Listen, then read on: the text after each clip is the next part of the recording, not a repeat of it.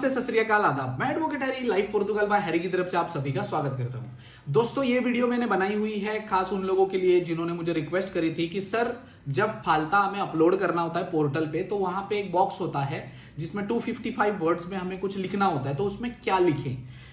जब भी जिन जिन लोगों के फालते आए उन लोगों के लिए वीडियो इंपॉर्टेंट है।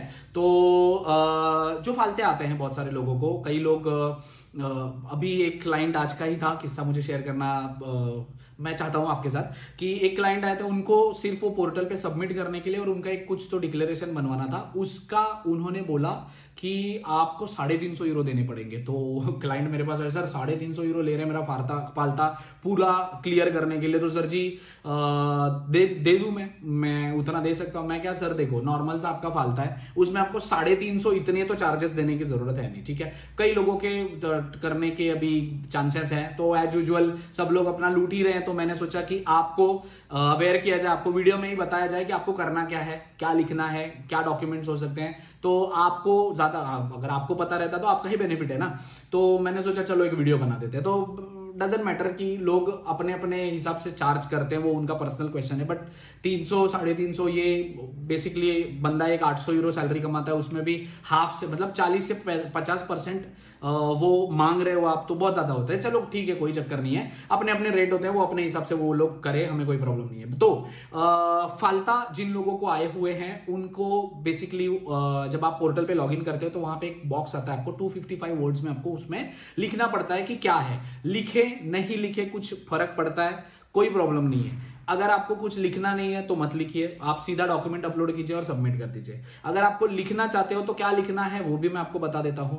बेसिकली दो तरीके के लोगों के लिए ये वीडियो बेनिफिशियल होगा। एक तो जिनके पास ऑलरेडी फालते के डॉक्यूमेंट हैं, जैसे पीसीसी मांगी है, सोशल सिक्योरेंस मांगा है आपसे, या आपका फिनांस की कॉपी मांगी है, तो आपको वो सबमिट करने के टाइम पे आपको वहां पे लिखना होता है बेसिकली, अगर आप लिखना चाहते हो तो।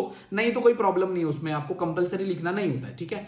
तो पहले तो जिनका सोशल सिक्योरिटी, जिनके हाथ में डॉक्यूमेंट्स हैं, फालता है, उन लोगों के लिए यह है कि आप उसमें लिख सकते हो कि that good afternoon, the document which you have asked me to upload again और to submit again on the portal, I have attach that document in this PDF. If you want anything else you can contact me on this number, और अपना mobile number लिख सकते हो।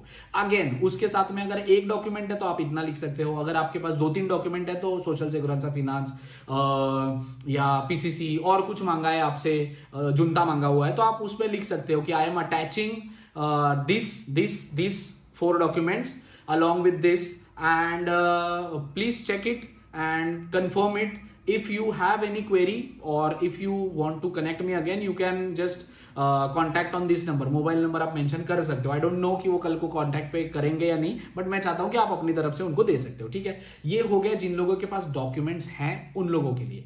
दूसरे जो लोग हैं जो टाइम एक्सटेंशन के लिए लेते हैं, तो कई लोग ऐसे हैं कि जो महात्मा गांधी सेंटर में जाते हैं, वहां पे टाइम एक्सटेंशन लेते हैं, बट अपने पोर्टल को अपलोड नहीं करते, अपडेट नहीं करते। सबसे पहली बात तो मैं आपको बता दूं, जो भी फालता, जो भी टाइम एक्सटेंशन, जो भी चीजें आपको करनी है, मुझे ऐसा लगता है कि आपको पोर्टल पे अपलोड करना बहुत ज्यादा जरूरी है। पोर्टल पे क्यों करना जरूरी है, जैसा मेरा अभी पास्ट एक्सपीरियंस रहा है, जिन लोगों के फालते हमने सबमिट करे, मैं 3-4 लोगों के फालते जो मैं आपको बता रहा हूं, जिनके कार्ड आए हैं फालता सबमिट करने के बाद।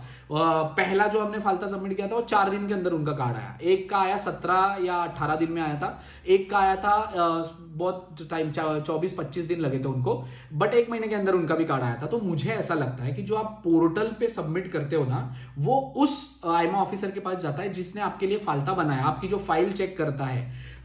मेरे ख्याल से, मुझे लगता है, ऐसा कोई रूल नहीं है, ठीक है, मुझे ऐसा लगता है, मेरे एक्सपीरियंस है कि वो आईमा के ऑफिसर के पास जाता है पोर्टल पे अगर आप कुछ भी सबमिट करते हो तो, ताकि वो तुरंत के तुरंत एक्सेप्ट करके आपको डन करके आपका कार्ड प्रिंटिंग में डाल सकता है, ठीक है, ऐसा मुझे लगता है। तो मेरे हिसाब से तो आपको पोर्टल पे सबमिट करना ही चाहिए। अभी आपके पास 3 से 4 वेज होते हैं। अगर आपको टाइम एक्सटेंशन भी लेना है, आप महात्मा गांधी जा सकते हो, जहां पे आपके बायोमेट्रिक हुए, वहां जाके ले सकते हो। आप अपने ईमेल से मेल कर सकते हैं। अगर आपके पास डॉक्यूमेंट है फालते के जो आपके पास होने चाहिए और आपको भेजने हैं उनको, तो आप बाय सीटीटी भेज सकते हो, और पोर्टल पे अपलोड करना जरूरी है, ठीक है। पोर्टल पे सबमिट कीजिए। पोर्टल पे सबमिट करने के लिए जिनका टाइम एक्सटेंशन लिया हुआ है महात्मा गांधी में जाके, उनको एक वो पेपर देते हैं, वो पेपर आप लेके यहाँ पे स्कैन करके ये भी अपलोड कर सकते हो। और इसमें आप क्या लिख सकते हो, इसमें लिख सकते हो, good afternoon, I have already requested in the आईमा जहां पे आप गए थे, जो भी आपकी है, महात्मा गांधी है या आप किसी म्यूनिसिपल में गए थे या कहीं और गए थे, वहां पे कि I have already applied for time extension by visiting there in Mahatma Gandhi special centre, whatever it is, जो भी आपका है वहां पे, and I have applied for the time extension due to it is taking time from my country, जो भी आपकी country है, इंडिया, पाकिस्तान, नेपाल, बांग्लादेश, आपके कंट्री से बनने के लिए, वो अथॉरिटी से आने के लिए आपको टाइम लग रहा है, जैसे कि एपोस्टाइल हो गया, जैसे कि आपकी पीसीसी हो गई, तो उसके लिए टाइम लग रहा है, तो due to concern authority are taking that much time legally, so